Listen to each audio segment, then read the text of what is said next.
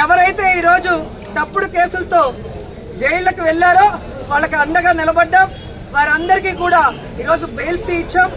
ఎవరైతే వాళ్ళ మీద అక్రమ కేసులు పెట్టి ఇబ్బంది పెట్టారో ఆ కూటమి నాయకుల్ని గాని ఆ అఫీషియల్స్ ని గాని వదిలిపెట్టేది లేదు. మీకు రెడ్ బుక్ రాజ్యాంగం ఉంటే మాకు అంబేద్కర్ గారి రాజ్యాంగం ఉంది. అంబేద్కర్ గారి రాజ్యాంగం ప్రకారం న్యాయబద్ధంగా మీ అందరినీ కూడా శిక్షిస్తామని కూడా ఈ సందర్భంగా తెలియజేసుకుంటున్నాం. అలాగే మీరు చూస్తే ఈ రాష్ట్రంలో ఆడవాళ్ల మీద ఏ విధంగా అరాచకాలు, అక్రమాలు, రేపులు, దురదృష్టకరం 3 ఏళ్ల అమ్మాయిని కూడా మొన్న మీరు చూస్తే ప్లీనరీ జరిగే ప్లేస్ లో రేప్ చేసి చంపేసి కంపల్లో వెళ్తే ఏ వంట బాగుంది అని మాట్లాడతారు, ఎంతమంది వచ్చారని మాట్లాడతాడు చంద్రబాబు నాయుడు. ఇచ్చిన సూపర్ 6 కి దిక్కు లేదు, 6 శాసనాలు అని చెప్పి సిగ్గు లేకుండా మళ్ళీ లోకేష్ గారు అనౌన్స్ చేస్తారు. పవన్ కళ్యాణ్ ఏమో నాకు ప్యాకేజ్ ఇస్తే చాలు, ఎవడెక్టు వచ్చినా నాకెందుకని.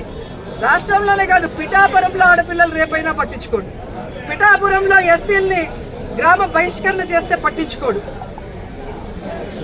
సుగాలి కేసు అన్నారు, ఏమైందో తెలియదు, 30,000 మంది మాయమయ్యారన్నారు. మరి ఆ రోజు ఇంటెలిజెన్స్ వ్యవస్థ నీకు చెప్తే ఈ రోజు కూటమి ప్రభుత్వంలో ఉన్న నీకు ఇంటెలిజెన్స్ చెప్పదా 30,000 మంది ఎక్కడున్నారు?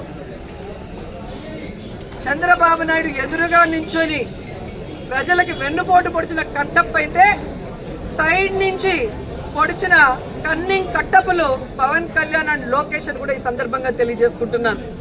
సో ముగ్గురికి నేను చెప్తున్నా, మీరు ప్రజలకి వెన్నుపోటు పొడిస్తే సైలెంట్ గా వెళ్లే పరిస్థితి లేదు. ప్రజలకి అండగా జగనన్న ఉన్నాడు, జగనన్న వెనక మేమందరం ఉన్నాం.